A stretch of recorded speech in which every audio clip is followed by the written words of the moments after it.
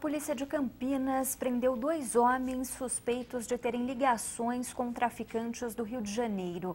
Na casa de um deles foi descoberto um laboratório para o preparo de drogas. O laboratório funcionava na casa de Daniel Rebelo, no Jardim Nova Europa, em Campinas. Além dele, Cláudio César da Silva também foi preso em flagrante por tráfico de entorpecentes. Ainda não se sabe a dimensão da ligação dessas 2 pessoas presas em Campinas com traficantes cariocas. A Polícia Civil quer descobrir onde a droga seria distribuída. As investigações se iniciaram no estado do Rio de Janeiro, mais precisamente na capital.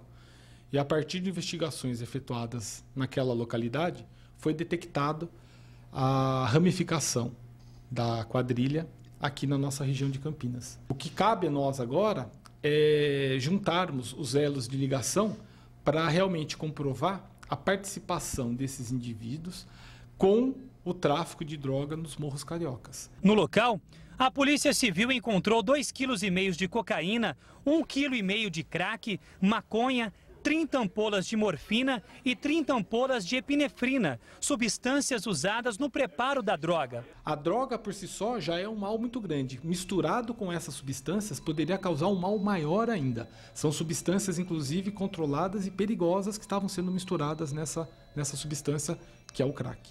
Os 2 presos foram encaminhados à cadeia anexa ao 2º Distrito Policial de Campinas. Os ônibus do transporte coletivo de Indaiatuba estão sendo equipados com aparelhos de GPS. A intenção é monitorar em tempo real a velocidade e comprimento do horário dos veículos, além de identificar problemas durante o trajeto. Indaiatuba é a primeira cidade da região metropolitana de Campinas a ter este sistema. Alguns ônibus já estão funcionando com o aparelho e dentro de 2 meses, todos os 68 veículos estarão sendo monitorados. Cada carro vai ter um GPS igual a este, que vai estar interligado com uma central de monitoramento da empresa que opera o serviço na cidade. A prefeitura também vai poder monitorar o sistema. Todo o itinerário feito pelo ônibus vai ser demonstrado no programa. Por aqui, poderá ser verificado se ele está cumprindo o horário, se está fazendo o caminho completo e também o monitoramento da velocidade. O motorista que infringir as regras poderá ser multado. Esse planejamento ele vai fazer bem para todo o sistema. A empresa vai poder ter o controle da sua frota e dos seus colaboradores.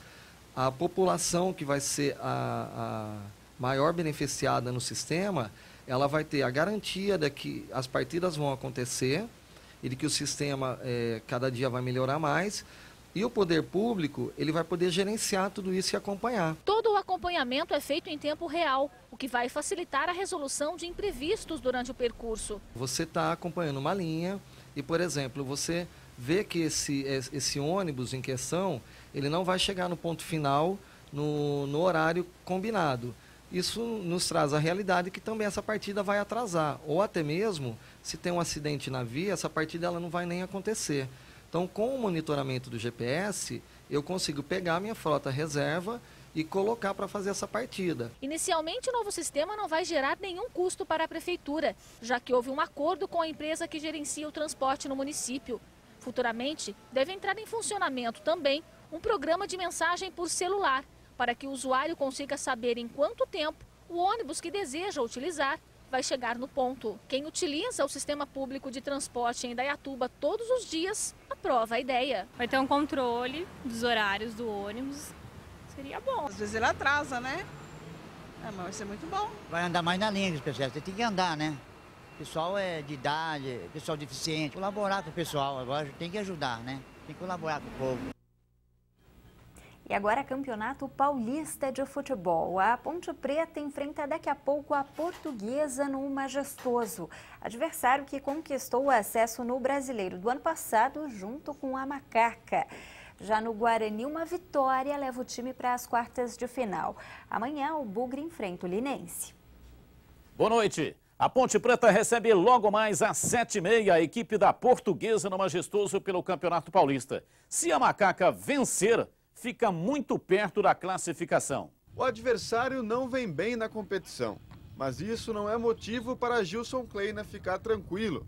Ele sabe da capacidade da Portuguesa. Eu vejo a equipe da Portuguesa uma equipe muito rápida, a transição que ela faz com esse Guilherme e o Henrique Luiz Ricardo.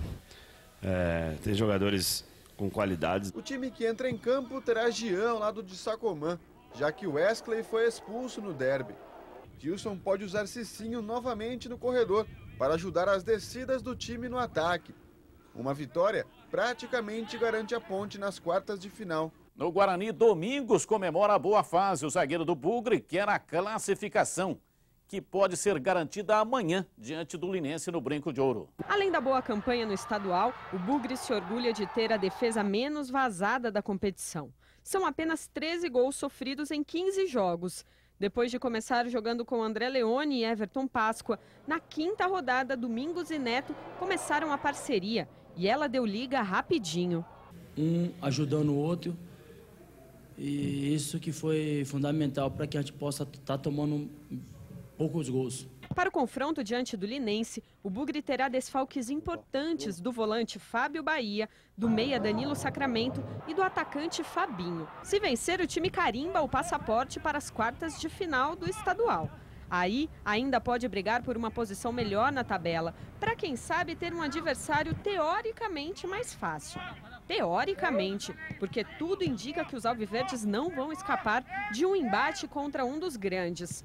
Algo que eles preferem pensar mais para frente. Nós não estamos preocupados se vai ficar em primeiro, segundo, terceiro, ou em oitavo. Não, nós temos que classificar, não importa onde. E estas foram as informações de hoje. Tem mais esporte aqui na tela da Band amanhã, ao 12h30, no Jogo Aberto Regional. O Conselho de Defesa do Patrimônio Cultural de Campinas ampliou os tombamentos na malha férrea da cidade. Vão ser incluídos os 25 pontilhões existentes ao longo dos trilhos da ferrovia que liga Campinas a Jaguariúna e as construções nos pátios que compõem as estações da Maria Fumaça. O trajeto que compõe o cenário da ferrovia histórica que liga Campinas a Jaguariúna tem aproximadamente 20 quilômetros. O traçado da Maria Fumaça é tombado pelo patrimônio histórico desde 2003. Mas a resolução focava apenas o leito por onde o trem passava, os prédios administrativos e as fazendas cortadas pelos trilhos. A legislação não incluiu de maneira clara as chamadas áreas envoltórias e os pontilhões, e estas passagens inferiores que estão mais ameaçadas. O que coloca a preservação destas estruturas em risco é a necessidade de transposição. Estes pontilhões foram construídos na década de 20 e naquela época a travessia era feita a pé ou a cavalo. Por isso eles são baixos e estreitos. Hoje, com o crescimento das cidades, existe uma pressão constante para que os acessos sejam ampliados. Ao longo do traçado, existem 25 pontilhões, edificados entre 1919 e 1929. Alguns deles já sofreram intervenções indevidas por administrações que não enxergaram na lei a necessidade de manter as características originais. Esta travessia, que fica no bairro Recanto dos Dourados, é um exemplo. Ela teve o leito rebaixado em mais de 1 metro para a passagem de veículos altos. O projeto foi alterado e a estrutura abalada. Esta situação acendeu a luz amarela na Coordenadoria Setorial do Patrimônio Cultural de Campinas. O órgão da Prefeitura é responsável pelos estudos técnicos dos projetos discutidos no CONDEPAC, o Conselho de Defesa do Patrimônio Cultural da cidade. Uma pesquisa detalhada foi feita ao longo de todo o trecho, recomendando o tombamento dos pontilhões e das construções remanescentes. O plano foi aprovado pelo CONDEPAC e a nova resolução, que tem força de lei, deve ser publicada no Diário Oficial do município nos próximos dias. Quem descumprir o que foi estabelecido vai responder por crime contra o patrimônio. Transpor a linha do trem é uma necessidade constitucional. Então, nós temos que abrir um espaço para fazer isso, só que temos que escolher os lugares, os espaços adequados para isso acontecer.